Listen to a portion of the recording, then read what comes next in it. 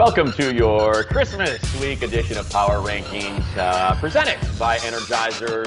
Still going. A hearty ho-ho-ho to our Santa, the old Zeuser Dan Zeus, who, depending on your fandom, has put your favorite franchise on the nice or the naughty list. And what a treat for us to have him here today, considering his Christmas comedy troupe, the One-Win Wacky Pack, is performing at Rockefeller Center in just over an hour. So, Dan, thanks for taking the time, considering how busy the holiday season is for you.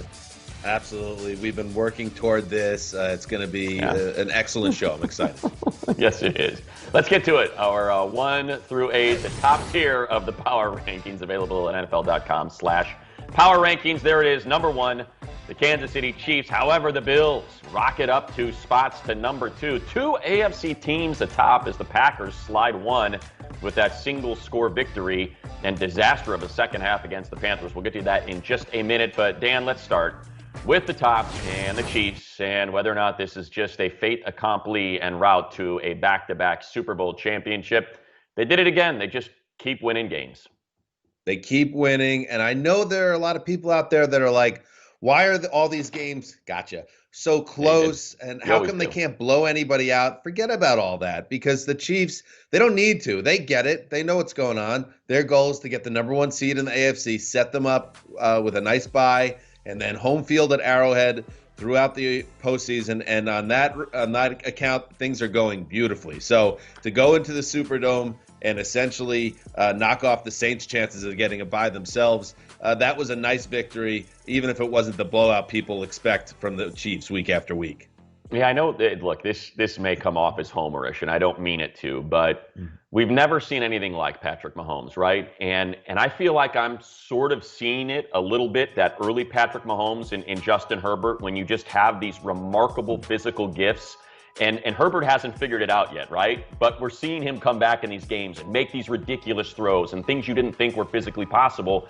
And then I look at Mahomes and I see, oh yeah, that's what that looks like when you have that arm, when you have that mobility, when you have that ability and experience. And nothing can stop you. And that's where the Chiefs are now. I mean, the one thing I'm excited, and that's why I think that Week 17 game is going to be fun, because I think you're going to kind of see what Patrick Mahomes was in that first year compared to what he is now, and just the giant steps he has taken with experience and recognizing different things that teams are going to throw at him and how to overcome them. We have never seen a quarterback like this. There really is no prior, incarnation of a thrower that compares to what we're watching right now. And it feels like they're never going to lose again. Yeah, he's that guy. And with all due respect to Justin Herbert, and he's been great. He's the offensive rookie of the year. There's no doubt about that. Mahomes, when his first year of starting, of course, he wasn't rookie when he took over the job. He was the MVP that year. I mean, because we're seeing someone that is leaps and bounds better than anyone else has ever been at this age. And I think it's good that you brought it up, Money, because I think sometimes it's easy for us as football fans to take for granted what we're seeing from Mahomes when he is literally the perfect quarterback. Yeah, that guy. He's that guy. We've been waiting for him for 100 years in this league. In our league, as Troy Aikman would say. And it's interesting, and not to, again, bring this back to Herbert, it makes no sense, really. But, you think about what Josh Allen was his first year with all those physical gifts as he was trying to figure it out. And now, Dan, as we segue to your number 2 team, what he's become, a legitimate MVP candidate, and how dangerous someone with those physical tools can be once he figures it out. Yes, I'm going to put you on the spot right here, Money. Yeah. Is Josh Allen a superstar? First instinct. Yes. All right. He wins games on his own. That's a superstar. He will guide you to victories. I'm totally with you. And, we had a conversation on the Around the NFL podcast over the weekend. Oh, what about the Bills running game? Are they going to get that going before the playoffs? And to me, Josh Allen has hit a point, and he's not Patrick Mahomes because, like we just said, no one is. But we don't ask that about the Chiefs because it doesn't matter, because Patrick Mahomes is so good, and what he's able to do with that offense at will means they don't have to worry about balance. And I think the Bills have hit that level as well, that Allen, when he's humming, and it's been all season, but especially lately as he's turned it up again, what he can do with his legs and what he does with Stephon Diggs and Cole Beasley, and if Smokey Brown ever comes back. I mean, they don't need to have a balanced offense because they have just an explosive superstar behind center, and how about that in year 3? Yeah, and I think that's, they're the clear number two in the AFC. And remember that week, what was it, week 6, I believe, they played Kansas City. That was close. I mean, that was a Yeah, it close was. game. That was a 6-point game with like a half of the fourth quarter left to go. So this is a team that has traded punches with the Chiefs. This is a team, when you ask me, is he a superstar? Well, yeah, because he can put a team on his back. Look, we're going to get to the Rams and the Steelers in a minute, right? With two quarterbacks, in the case of Big Ben, that's won a Super Bowl, and Jared Goff that has been there. Those teams need to play perfect football to win this year. The defense has to be exceptional for each of those teams. We've seen it. We've seen a good Bills defense disappear in games, and Josh Allen has thrown for 400 yards and 4 touchdowns to go out there and get a victory. And that, to me, is what separates the elite quarterbacks from the non-elite quarterbacks that have to have great coaching and everything working perfectly around them. I'm not saying that, look, he's got exceptional coaching this year, and I'm kind of rambling a little bit here, but this is a big week for him, right? Because the Patriots were the one team that was his worst game of the year. So let's see him atone for that performance this week. Yeah, it just feels like the Bills are this rising tidal wave, and the wall is the Kansas City Chiefs. And does it get over the wall? I can't wait to see these teams meet in the playoffs because I think it's going to happen. Yeah, now as we just kind of shift now to the number 3 team and your top team in the NFC, the Packers, and granted, I'm going to probably keep this going until I can't anymore, which means it'll be in the playoff edition of Power Rankings. But the Panthers almost did it. They almost did it. And you heard Matt Rule say it after the game. I hate the reach out over the goal line, and I am with him 100%. If that ball gets punched in from the 1 instead of a fumble that's returned to midfield, this was a Panthers defense that figured things out in the second half. Aaron Rodgers took 5 sacks. It's the second week in a row it's a 1-score game late against not great teams. And I think there's legitimate concern about the Packers. I am not with you on that. I understand they're not a perfect team because the NFC in general is wide open, but I feel confident having them as the top team in the NFC. And I just rewatched an old 30 for 30 on Jim Valvano. What a guy, Sure. the NC State coach. And he coined that term, survive and advance. That's what the Packers are doing right now. You play a Saturday night game against an also-ran team like the Panthers late in the season. It's not stunning to me that you might labor through it a little bit. But what the good teams do is they take care of business and they win, and you set yourself up for that number 1 seed, which they control their own destiny there. Win out, and all of a sudden, you might not even need to win out now that the Saints have lost again. You have a bye, you have games and teams, and maybe even the Saints and Drew Brees and that right arm coming to Lambeau in January. Right. I think they're fine. They're not unbeatable by any stretch, but I'm not concerned, Mike. Yeah, I guess what I'm getting at is, and I'm with you. We talked about this last week, right? The fact that the path will go through Lambeau, I think, is a decided advantage for the Packers. I'm just talking about the Chiefs. Well, here, the Chiefs are here. Wait, there they are. And then you got the Bills here. And I just feel like if we could have the number 3 right about here, I don't feel like they're in the same conversation as the Chiefs and Bills. I would have a pretty large gap between those. I spoke with my editor, Ali Bompari. If I could put a gap between 2 and 3, he shot that down in the power rankings on NFL.com. But I'm with you. I get what you're saying. Yeah. Well, up next, we mentioned we were going to get to it. We're going to get to it right away. The Rams or Steelers. Which fans took the harder gut punch this past week after losing to 2 of the worst 3 teams in the league? We'll figure out which team is in more trouble next.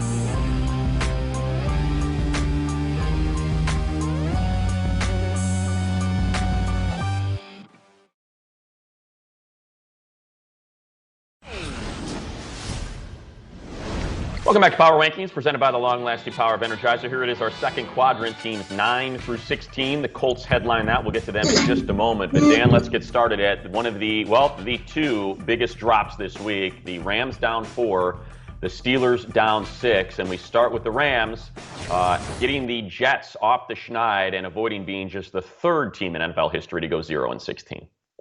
Yep, and it just shows you any given week in the NFL, these things can happen, but no one suspected it. The Desert certainly didn't. That was the biggest upset by the Jets since January 12th, 1969. I can tell you what game that was, Super Bowl III against the Baltimore Colts. So the Rams obviously were not prepared for that game, and it was pretty tough to watch if you're a Rams fan, because you fashion your team as a Super Bowl contender, and then you lose to a historically bad Jets team. I want to tee you up thusly, Mr. Smith. Nobody calls you Mr. Smith.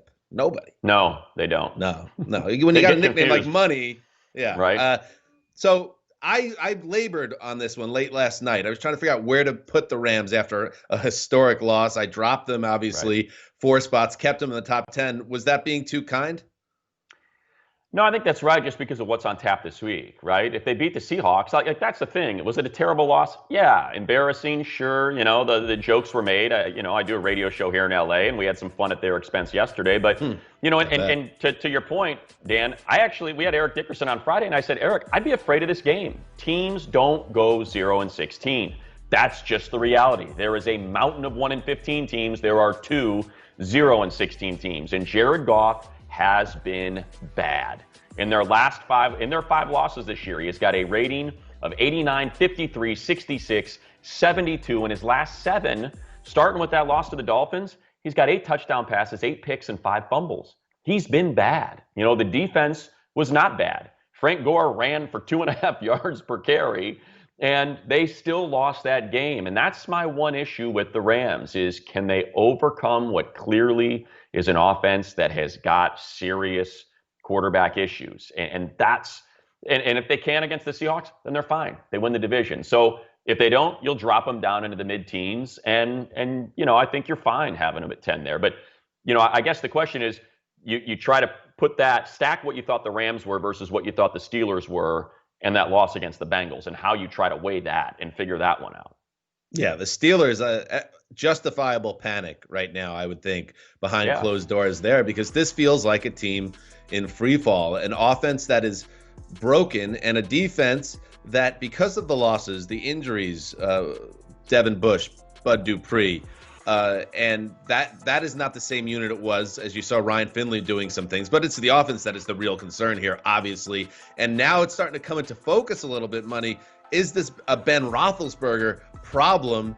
Because the way this game plan is set up is to attack with quick passes. Defenses have adjusted across the league, and now when they were calling on Big Ben to attack deep, it was clear that arm was not capable of doing it, throwing those ducks through the Cincinnati night. I think there's plenty of reason to be worried that this is an offense that can't be fixed, and maybe we're witnessing the decline of Big Ben in real time, and it takes them out of Super Bowl contention. Yeah, and look, when you get to this age, it tends to be a precipitous drop. It is not a gradual fade, or just kind of slowly walk into the sunset and twilight of your career. It usually ends quickly. I don't know if that's the case with Ben. Like you said, they had set up that quick passing attack. I mean, we had not seen such minimal air yards per attempt in decades as to what they were trying to do, and their receivers couldn't hang on to the ball. Well, now Ben can't find their receivers. The defense is still elite. I know Ryan Finley got that, wicked 25-yard run, and Gio Bernard had some big plays, but the defense is still elite. Here's where, I guess to your point, is this worse than the Rams loss? And I say yes. Well, because they got to deal with an AFC where we already saw what the Bills could do to them. And I think we all know what the Chiefs probably will do to them. Whereas the Rams, going back to my Packers point from the last, segment there, it's a little more wide open. So they still have time to figure it out. I just don't know, if they've got to play the Bills in the divisional round and then the Chiefs in the AFC Championship, if they get out of that, probably don't feel good about that prospect. Right. I mean, the goal here in Pittsburgh, as it always has been, is winning the Super Bowl. And 3 weeks ago, when they were 11-0, you could squint and be like, well, is this team really as good as the record indicates? And that's why they never got to number 1 in the power rankings, by the way. But now it's like, you look at them, it's like, there's no way this offense is going to go toe-to-toe with the Chiefs. From that standpoint, if it's all about winning the Super Bowl, they are in a terrible position right now, and they have to somehow rebuild it up again late in December. And just quickly, they'll face the Colts this week, and that's what the playoff matchup would be. So we're going to get an idea of what that wild card round is going to look like this weekend. Let's go to the Bears. That's your biggest mover up 10 spots, and how you decided that was the sizable jump you were going to put in the power rankings this week. I mean, the Bears are just a funny team this year. I hate that. If you see a jump, a double-digit jump, that might be the biggest in the history of my time at Power Rankings. I probably messed up. I probably should have had them a little bit higher last week, so I had to make right. I'm just keeping it real with you, pulling back the curtain. And speaking of pulling back the curtain, weeks ago when the Bears started 5-1 and then they lost a couple games and they're like, who are the Bears? We put together the Bears respect meter, and we were going to try to track it all season long, how much we respected the Chicago team. They go in the tank, and it was like, okay, get rid of the meter. We're not going to use this graphic, although we spent $2.3 million on it. We're just not going to use it. Well, guess what? After back-to-back victories, we're using it, and as you could tell, Money, you are a Chicago native. This is from Cade McNown to Walter Payton, from peachable to unimpeachable. Oh. Where do they fall? Right here, Chicago deep dish pizza, which is, I can't give them a lot of respect right now. I even sound a little Chicago there. Can't give them a lot of respect right now. Is that a good one? That was a bit of a slight, a little bit. I mean, if you really want me to get into it, a couple 2-3 spots to the left is where I would have put the White Sox on at their meter, and I probably would have had them right about there. Just quickly on the Bears and what I would say, do you know that they will own a tiebreaker against the Cardinals because it will go to the third spot, and that is common opponent record. And for the Bears, in a common opponent's minimum 4 games, what you're looking at is a 3-2 record versus the Cardinals, who would have a 1-3 record. So if they win out, or if they go 1-1, and the Cards go 0-2, you will be looking at the monsters of the Midway back into the postseason. And a shout out to Bill Lazor for what he's been doing with his offense after taking the reins from Matt Nagy. There you go, Dave. You like that? That's how Ralph and Tony Smith, my parents, sound. Well done. And let me try one more time with my favorite Chicago resident. I didn't kill my wife.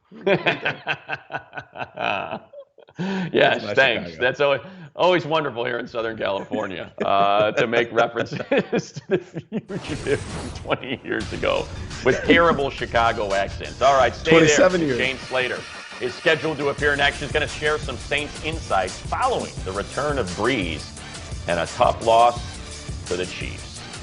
Oh, that was...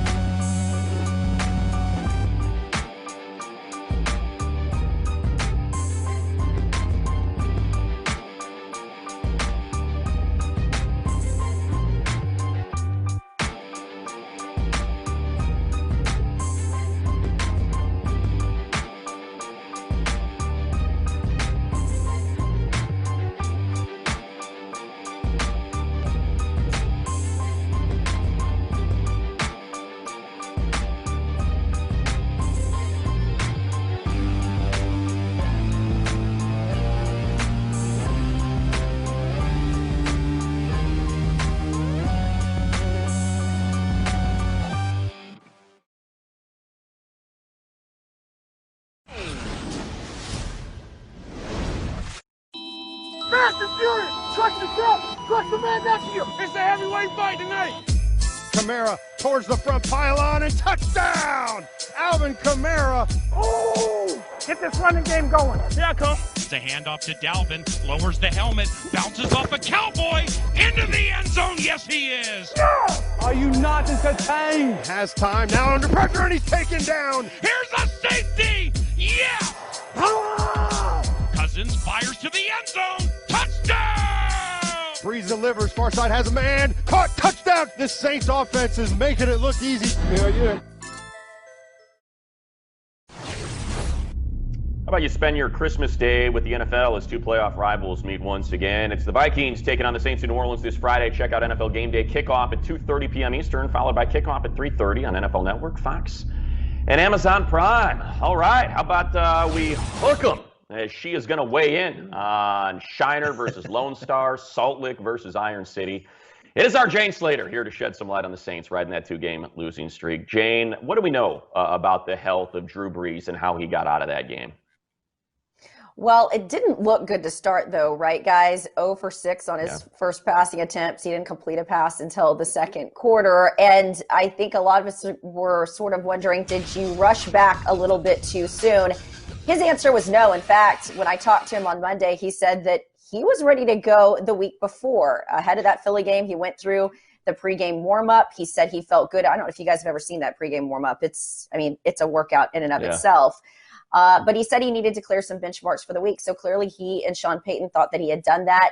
He said he wore the flak jacket, and probably one of my favorite quotes that came out of our meeting with him, he was very light, by the way, given some of the struggles he had in that game. He said, I wore the flak jacket. I've sort of worn something my whole career. He's like, when you have the type of rib and lung injuries that you have, all these people come out of the woodwork and say you can literally wear this, land on an explosive device, and you'll be fine. He was fine getting through that game. I think what was imperative in that one was the fact that, of course, you had the defense playing as well as they did. They were admirable given the fact that I think the Saints only had something like 50 plays. The Chiefs had 92. Yeah. So they were certainly wearing them out. But in terms of Drew Brees, he doesn't seem all that concerned about playing in this one. And like I said, given the fact that he was able to hang in there against a very tough Chiefs team, both offensively and defensively, I think we'll wait and see. I do think there's an opportunity here this week against the Minnesota Vikings, though. Obviously, Jane, it's been tougher for people like you to cover the team and be around the team as much in this COVID-19 world. But I know you're plugged in as anybody. Did you get any sense that Taysom Hill exiting the starting lineup was any type of issue behind the scenes, or is this team still all the way behind Drew Brees is the guy? He gets back. He's the one that can take us to the Super Bowl. Look, Drew Brees has been there for years. He's got a Super Bowl. He's earned the respect of that locker room. I saw this last year. Teddy Bridgewater stepped up and really galvanized that locker room. And I saw the way the guys just loved up on Teddy. People were so shocked when Teddy Bridgewater, after his first year as a backup, didn't go to Miami as the starter. And I knew what was going on behind the scenes. He had such a love for this team in this locker room. It's why he came back as the number 2 and then obviously helped him go get that starting job with Carolina. But look, Taysom Hill is a guy that does all the things. I remember talking to him last year and just saying, what does your game prep look like? And he's running in the tight end room, and he's running in the receiver room, he's running in the quarterback room. So he is the most skilled of multitaskers. I think the one thing that probably threw this team off was losing Jameis Winston right ahead of it when he ended up on the COVID IR list, because what that did was, Sean said, it had to limit how they utilized Taysom in their game plan, and they were going to use a lot of them in the absence of Michael Thomas, who they decided to move to IR for 3 weeks.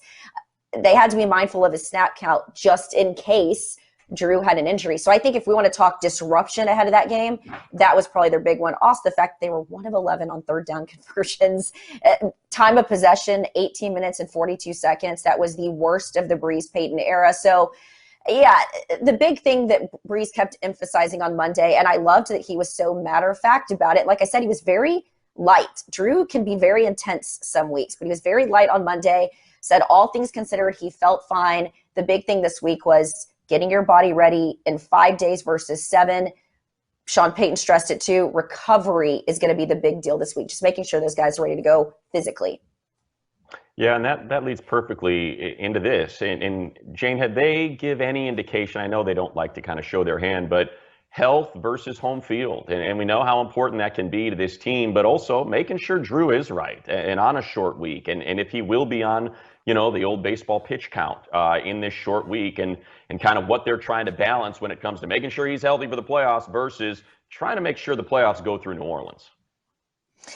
Here's what I'll say about that. It's interesting because obviously I've been to the Mercedes Superdome for these playoff games, and it is so loud. I remember sitting in the press box, I think it was 2 years ago after the Rams eliminated them from the playoffs.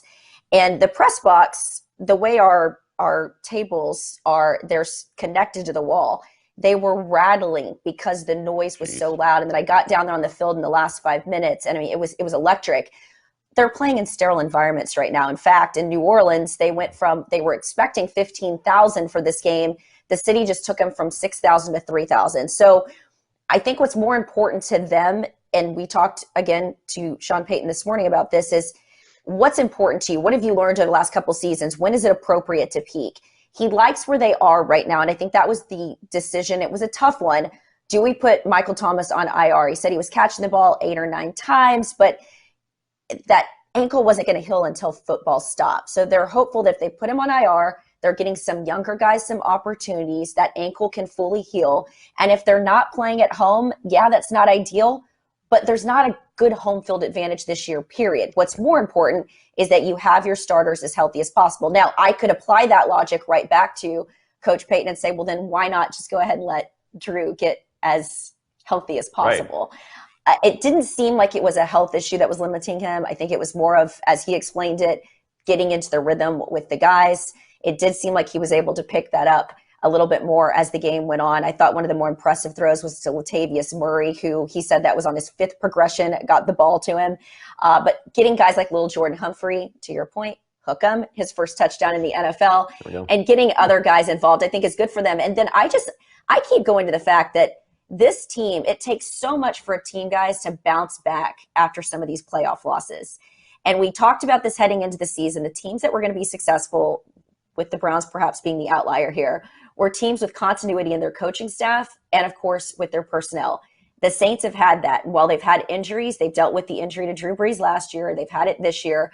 It's their ability to be resilient and just keep on trucking on. And so I think that if we just give them a little bit of time between those two guys, Brees and Sean Payton, they've got enough upstairs, enough experience, get these young guys involved. And now you've got true depth at the wide receiver position. You've got it running back, and especially at quarterback. These are 3 completely different quarterbacks who change that offense so much. How innovative and creative can Sean Payton get in this playoff push? Well, hard to find somebody better to figure it out and to put that puzzle together, helping us put the puzzle together, what they're going to do and how they're going to approach these final couple of weeks. Jane Slater, we always appreciate it. Thank you, Jane. Thanks, Jane. And hook 'em. That's right, hook 'em. Third quadrant here, 17 through 24 starts with the Chargers coming off that big victory on Thursday night over the Raiders, just ahead of the Raiders, even though they don't have the as good a record. But as you said, Dan, you can check out the standings for that sort of stuff. Let's focus in on a little pack of teams we like to pay attention to in the old NFC East and whether or not we update our status on which team we believe will emerge as the champion of that particular pack of 4 teams. Have you moved your position this week, Dan, from the Washington football team? Well, I can't move my position. It'd be fun to move my position for show business reasons, money. But how about we have some integrity here and go with what we actually believe? I believe the Washington football team with that defense, and we saw it again against the Seahawks. They pick up a handful of sand and they throw it into the gears of a powerful offense, and then they ugly it up and hope the offense can do just enough to steal a win. And guess what? Even with Dwayne Haskins before his, extracurricular activities later that night. His extracurricular that might get him suspended for 4 games, and they've got no Kyle Allen, and they've got a calf string on Alex. They might not have a quarterback. They may have to go out and sign and I don't know how that works with the COVID deal. Do they have a quarterback on the practice squad? I mean, Dan, think about this. They may have no quarterback against Carolina, depending on how the NFL wants to treat the Instagram post of him at a gentleman's club with no mask on. I mean, that is a blatant violation of their COVID protocols. I'm going Cowboys. Wait a second. No, wait. Before Yes. you get on Dwayne Haskins, one side effect of COVID is loneliness, okay? So before you cast arrows. No, I Yes, can't. you know what? Put on the headset and hop on the Xbox and play some Minecraft or something to get over your loneliness. I'm going Cowboys.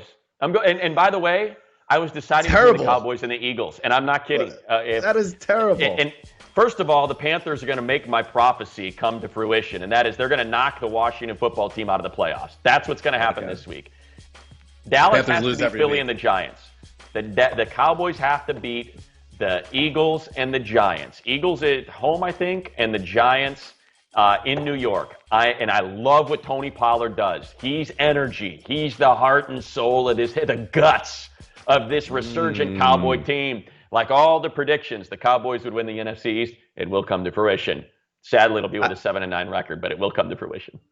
You know what? I feel for you, Money, because I've been down this road several times this season, including picking the Cowboys to beat Washington on to Thanksgiving. Win the Super Bowl.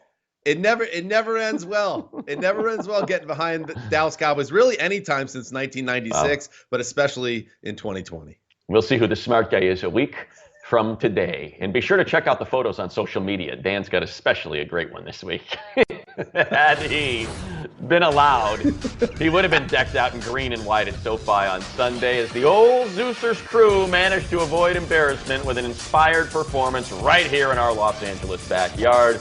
We jump, I think, on the Jets bandwagon next.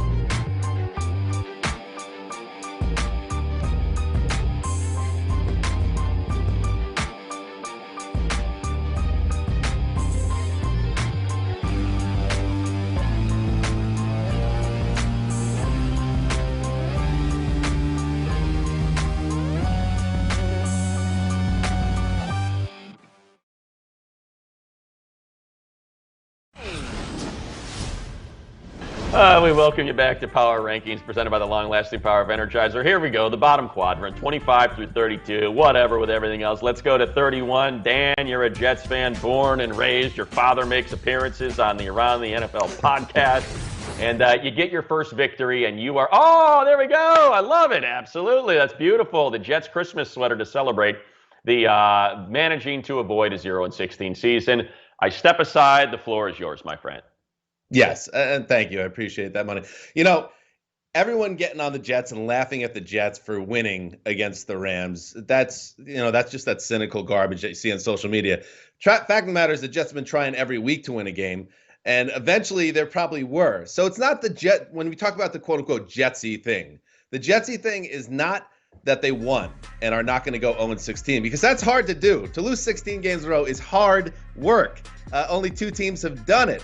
The Jetsy thing here is, and why it's cosmically such a disastrous feeling to be a Jet fan over these last 50 years since Joe Namath won the Lombardi, is that they could go 1-15 and still not get the number 1 overall pick. And I checked with NFL Media Research, Matt Money Smith. Yes. That has never happened before in a non-expansion season. The 2001 Panthers went 1-15. They picked second, but only because the Texans came into the league and took David Carr. Otherwise, every other team that goes through the misery of 1-15 has that first pick, and in this year, probably Trevor Lawrence. The Jets somehow, in this cosmic rainstorm that never ends, for me and millions of other fans of this franchise, how does this happen? It hurts. It hurts, Money. I'm upset. Well, I'm glad you mentioned that draft, Dan, because is people bemoan the fact they won't have the number 1 pick. Yeah, the number 1 pick that year, even though the Panthers went 1-15, went to the Texans. They took David Carr, our beloved colleague at NFL Network, and it just didn't work out for him. Who was the number 2 pick, by the way, in that draft? Oh yeah, that's right. Future Hall of Famer, best defensive end of his era, Julius Peppers. The draft is an inexact science. Trevor Lawrence looks fantastic. He is not destined to be one of the 5 best quarterbacks in the league in 3 years. That's not how this works. Sometimes they get it, sometimes they don't. And given a choice between David Carr and Julius Peppers, in hindsight, I'm sure the Panthers are happy with that. The second thing I would add real quick, for all of those national pundits that are still pointing and laughing at the Jets about losing the number 1 pick, they were the same people that were pointing and laughing at the Jets for running a 0 blitz against the Raiders and losing that game. So you can't have it both ways. They were going to win a game. It just so happened to be this one. Absolutely. And if you follow the Jets and there are good guys on that team, Sam Darnold's a good dude. There's a bunch of good guys on the team and the coaching staff. And it was just like, that was important to them. Nobody wants to be attached to 0-16. 100%. So just understand that these are real people that don't want anything to do with infamy. I was happy for the Jets players, even if it maybe cast some doubt on their future. But you're right, Money. You never know what can happen in the draft and who these locked prospects are. You never know. Okay, let's get to Power Moves presented by Energizer, as it's time for the governor of the Golden Ratio to join in. The premier producer of predictive analytics is along to anoint division winners, wild card teams, and she's using math. It's Cynthia Freeland. Cynthia, let's start. We got a huge one this weekend between the Rams and the Seahawks. Who emerges as champ of the NFC West? Well, given what happened last week with the Jets, as in Dan's Jets, it is going to be the Seahawks. This happens now in 64.4% of simulations that they win the division. Before it was about 50-50, with this game being the real linchpin. And now it's really in the Seahawks' favor, kind of 2-1 now. The interesting part here is that it is going to be kind of an interesting indicator of what's to come from the Seahawks, because their offense has really sputtered lately. I mean, Russell Wilson less than 150 passing yards. That's weird. So ultimately in this one, it is going to be the Seahawks. But that's mostly because of the Jets and less because of this game this weekend. Is it just me? And I know the Seahawks are a more balanced team now than they were a month or two ago. But does anybody else miss the let Russ cook era of the Seattle Seahawks? Is that already over? Because it was a lot of fun. The second he trademarked the phrase, it was over. That's how these things work. When you decide to go out and trademark something, then it comes to an end. Cynthia, I want to ask you, just because you and I used to do that dance over at Fantasy, and it would drive us crazy when 15 years of historical stats were brought up. But this is a division game, and we know the Rams tend to play the Seahawks pretty darn well for whatever reason. Does that come into play with your projection because it is a division game? Absolutely. Division games have weirder things, so it's always a closer margin than you might expect. The games where you don't see each other kind of for every 4 years, those games are almost easier to project than the ones that are division races where it becomes more 50-50 no matter what. All right, let's get to a division crown and a wild card situation in the AFC North. Are we going to get 3 teams out of that division? Chances say yes. I have 58.8% of simulations where we do. However, there is one slippery little dolphin that could get in the way of this.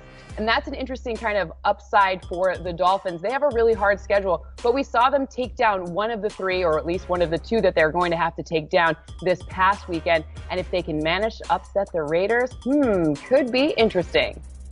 I mean, is it even an upset? And then if you have in week 17, you have the Bills. What if the Bills have nothing to play for? It might not be as hard a path as we thought it was going to be a couple of weeks ago. Yeah, that's Definitely. the key. The Dolphins went out. The Ravens are out of luck. The Dolphins win the tiebreaker. And the interesting thing about that game, right, is that was your outlier game for the Dolphins defense. That Josh Allen just carved them up for 400 plus in those 4 scores. We have not seen that defense play that bad, save that one game. So great point. That could be the way that the Ravens do not get in. They simply don't own the tiebreaker. All right, let's go stay AFC. But let's go AFC South and whether or not it's the Titans or the Colts that emerge with that division crown. Well, the interesting part is that it's actually kind of close. 58.5% of simulations, it's the Titans. If you look at their upcoming schedules, it's really going to be one has 1 win and one has 1 projected loss each. So that would mean that both the Titans and the Colts kind of end up with the same schedule, which would put the Titans in, which is why they're slightly ahead of the Colts. So remember, Green Bay and then the Texans for the Titans, and then you've got the Steelers in Jacksonville for the Colts. So ultimately, it will come down to Ryan Tannehill's ability to keep passing. We already know Derrick Henry is good, but having that run-pass balance is going to be the key because we've seen some vulnerabilities in this Titans defense for sure. Yeah, the Titans have a higher ceiling than the Colts, in my opinion, but the Colts have a higher floor than the Titans, who have had a couple woeful performances this year. That is a really fun divisional race because it's kind of a coin flip, as your math almost bears out.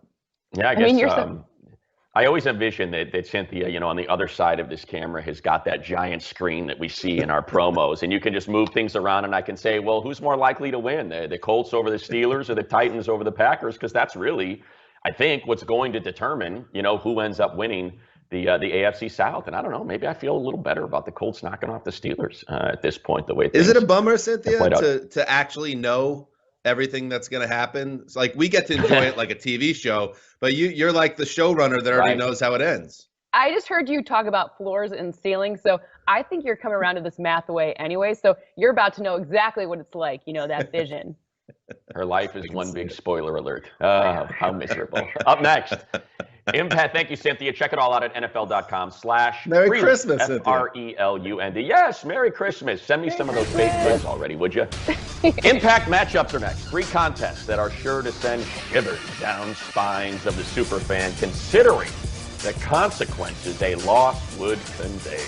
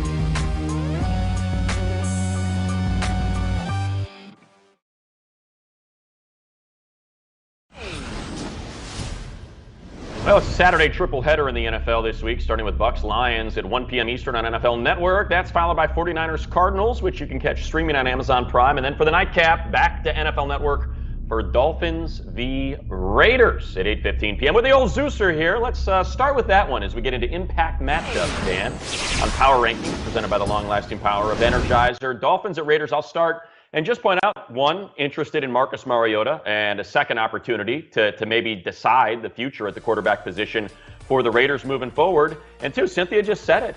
The Dolphins, believe it or not, control their own destiny. Win out, and they will be in the playoffs, not the Ravens. Yeah, and if the Raiders just took care of business against the Chargers, this is almost a playoff game. But, you know, we do get to see potentially Marcus Mariota again, and he was so exciting in that Thursday night game. So you got that element for Vegas and this Dolphins team that maybe should be higher in the power rankings. I tried to get them higher. I couldn't talk myself into it, but this will be a big test for them. And by the way, just quickly, aloha! What a game that's going to be for Hawaii with Mariota and Tua. Rams Seahawks, well, obviously. Rams win, they win the division. The Rams lose, the Seahawks win the division. That's a pretty big deal.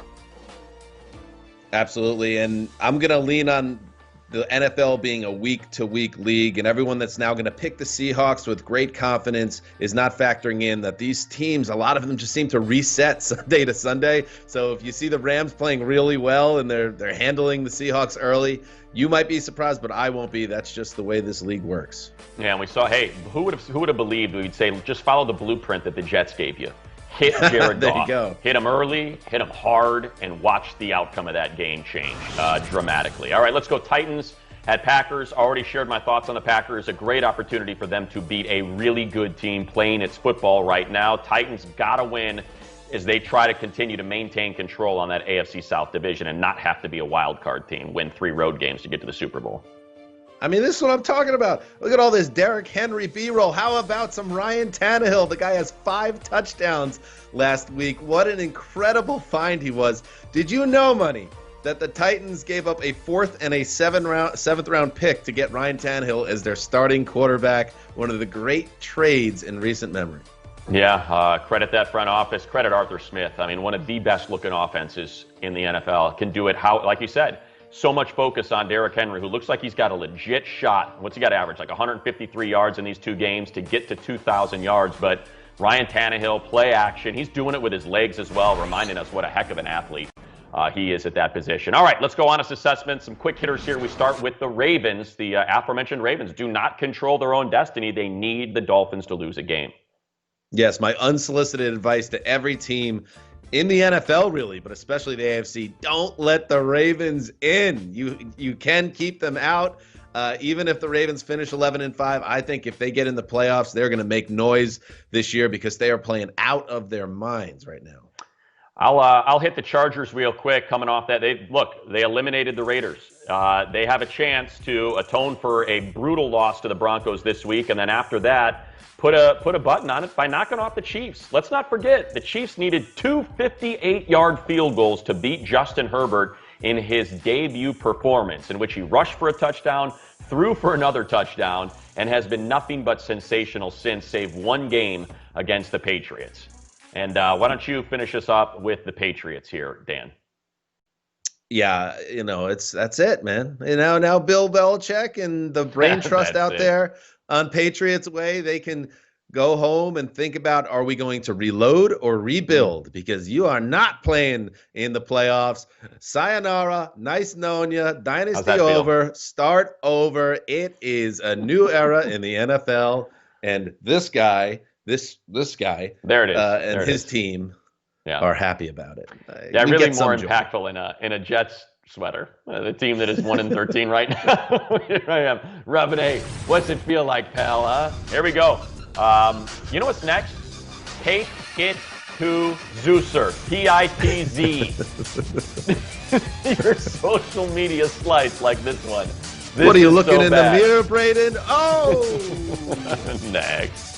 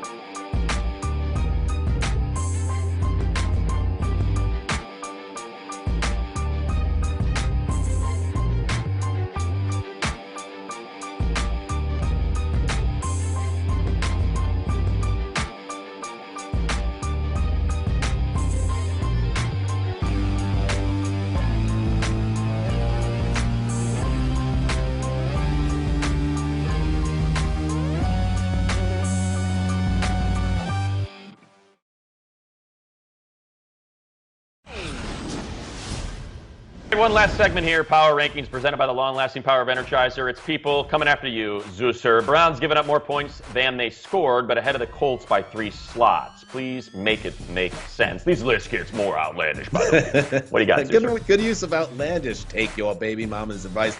The point differential thing with the Browns, that's old news. That's a tired narrative. You have to watch what's been going on with that team over the last 3 weeks. Trash. How are the Ravens that high when they don't even have a playoff spot? Now, we just mentioned that. They need some help from the Dolphins. Oh, and it looks like he's got Dolphins teal on that head of his, too.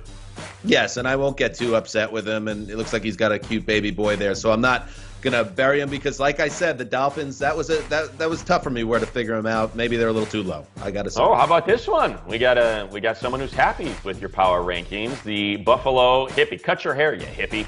Please just keep looking at me with those baby blues and telling me my Buffalo Bills are pretty. See, you try to take screenshots, Money, that are not flattering of me and put them out there to ruin my career. But then we have the fans who see the icy blues. Yeah, it is one of the better ones. Merry Christmas, everyone. Have a happy and healthy holiday. Thanks for making us part of your Christmas week. We appreciate the gift that is you tuning in and watching this production. Nice sweater, Dan.